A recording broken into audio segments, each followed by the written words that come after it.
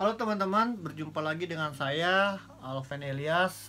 Hari ini saya mau sharing teman-teman. Sharing saya ini berkaitan dengan dunia fotografi dan bisnis dan dunia pokoknya dunia kreatif lah ya. Bisa fotografi, bisa videografi, bisa ya desain apa aja.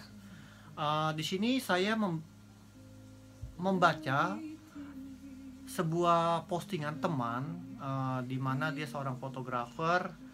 Di situ tulisannya itu membuat saya ingin memberi respon. Respon ini bukan sebagai respon dari tulisannya ya, ini respon tentang apa yang terjadi yang sering kita alami, khususnya kita sebagai fotografer.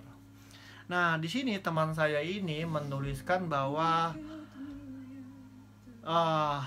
pembicaraan dia dengan kliennya ketika tentang harga, ketika teman saya memberikan harga, kliennya itu tidak ada kabar. Terusnya ada juga cerita juga kenapa kok mahal ya kan. Terusnya kok sudah misalkan pemotretan fotografi makanan, misalkan sudah saya kasih makan, kenapa kok harus bayar, kan cuma motret doang, cuma nyepret doang. Nah iya bener, sebenarnya hal-hal seperti ini sudah pasti kita pernah dengar dan mungkin juga ya kita alami. Saya fotografi, kerjaan saya fotografer di Jepang. Saya terus terang belum apa ya, belum banyak nih mendapati hal seperti ini kepada diri saya. Tetapi ada beberapa teman ya orang Indonesia juga yang menanyakan seperti itu juga, sama responnya. Malah pernah ada yang pertama kali dia memberikan, Mas Alven saya punya produk gini, foto-fotoin bisa gak gini-gini. Terusnya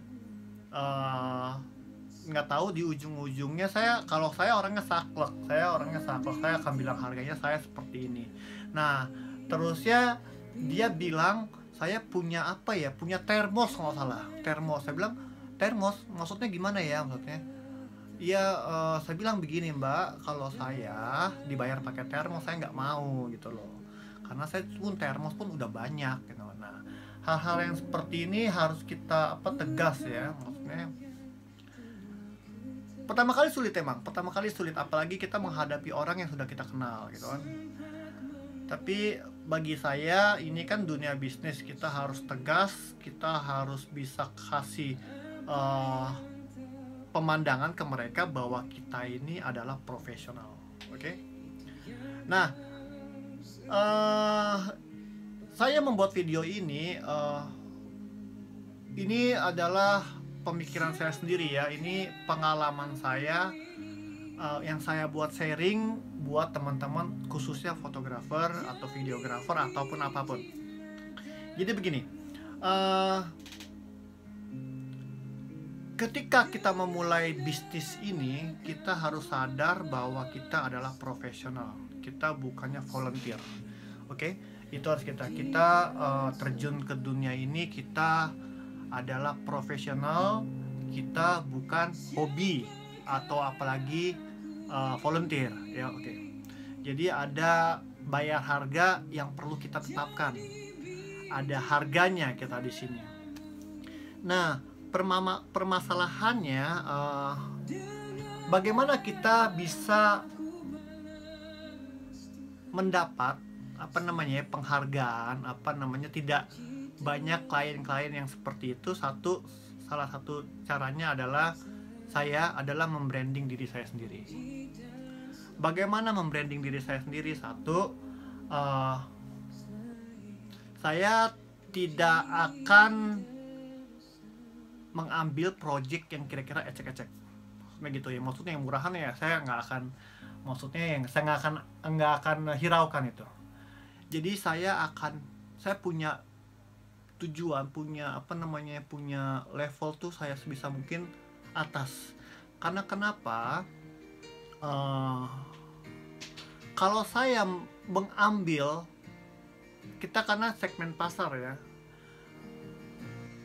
kalau kita sudah terbiasa mengambil segmen pasar yang murah, itu kita selamanya akan betah di sana. Ngerti maksudnya? Kita sudah biasa nih ya, maksudnya ngambil foto-foto yang kira-kira yang bayarannya segini, yang biarannya mungkin ya per item gini, murah, yang dianggap murah. Kalau kita menghabiskan waktu di sana, kita akan sulit ke atasnya. Jadi sebisa mungkin, ini sebisa mungkin ya, kita tuh harus mempunyai branding bahwa kita adalah fotografer yang nggak murahan. Bagaimana caranya? Yaitu kita kejar klien kita yang kira-kira bonafit, yang kira-kira benar-benar besar gitu loh. Karena dari situ kita udah bisa buat branding sendiri. Oh, kita tuh fotografer, si misalkan saya Alven tuh biasanya motret kayak gitu, itu bayarnya gini. Nah, yang hal-hal klien-klien yang cerek-cerek kayak gini itu, yang bayar, yang minta murah, itu pasti sudah sendirinya akan sungkan untuk menghubungi kita, aja akan sungkan. Nah, tetapi bagaimana Mas kalau misalkan kita nggak punya kerjaan gitu kan? Oke, jadi gini, sebenarnya saya juga ngambil segmen pasar yang tadi tuh, yang ya mungkin yang cerek-cerek. Tapi sebisa mungkin saya memilihnya gimana? Saya memilih benar-benar yang kira-kira bagus nih ke depannya. Jadi nggak semuanya diukur oleh uang ya. Misalkan prospek produknya ini bagus, weh ini pasti ke depannya bagus. Nah, itu kemungkinan besar akan saya ambil walaupun murah. Nah, andai pun misalkan ya, misalkan kita kan namanya hidup ya teman-teman, kita nggak bisa terus mancing dapat hiu gitu ya, dapat paus gitu kan. Kadang-kadang kita dapat ya ikan teri gitu kan, nggak apa-apa, kita ambil juga. Tapi ingat, sebisa mungkin jangan sampai orang-orang tahu kita dapat ikan yang kecil itu. Karena kenapa? Karena ini menyala image kalian. Jadi gini teman-teman, saya di sini kan commercial photographer, saya banyak ngambil foto, saya ngambil buat magazine, saya ngambil buat agency, saya buat ngambil company, ya banyak macam ya. Jadi ada tuh beberapa magazine yang kalau yang sebenarnya magazine itu saya bilang nggak bagus sih, cuman karena saya udah kenal sama direkturnya, writernya, jadi saya dapat kerjaan ya, saya sebagai untuk koneksi saja. Jadi tapi saya bilang sama mereka, nama saya tidak usah ditulis. Nama saya nih, kredit title saya biasa kalau di majalah kan ada tuh kredit title saya ditulis misalkan Alven Lias kan. Saya minta itu nggak ditulis. Karena kenapa? Karena begini, kalau nama kita sudah ada di sana dan terus menerus, itu klien yang lain akan ngerti, oh si Alven ini biasanya ngambil fotonya foto ini. Nah, itu akan udah terimage oleh klien yang besar ya. Oh, dia kalau udah bisa ngambil kayak gini, pasti kalau ngambil kayak kerjaan kita pasti nggak bakal bisa. Itu. Jadi ini sekali lagi saya tekankan bahwa kita jaga branding kita. Jadi walaupun kita ambil produk-produk yang musim yang ikan teri gitu, sebisa mungkin kita nggak perlu keluar-keluar gitu loh, nggak perlu. Yang perlu kita keluar-keluar adalah satu, benar-benar project yang besar, perusahaan yang bonafit. Nah, itu baru, karena itu menyangkut image kita ya. Jadi untuk yang hal-hal yang kecil yang kayak gitu, sebisa mungkin dikurangi dan ayo ambil yang lebih atas lagi. Bagaimana caranya? Ya itu personal ya, gimana kalian untuk menyampaikan portofolio kalian gitu kan. Karena saya bilang bahwa bisnis ini bukan hanya masalah skill, tapi ini masalah komunikasi, ini masalah heart to heart ya, komunikasi, koneksi itu paling penting. Oke teman-teman, sekali lagi saya pengen kasih tahu bahwa kalau kita sudah biasa ngambil yang besar ini, saya yakin tuh yang kecil-kecil itu nggak bakal bisa ngomong seenaknya. Misalkan kok bayar sih mas, kok bayarnya mahal, nggak mungkin.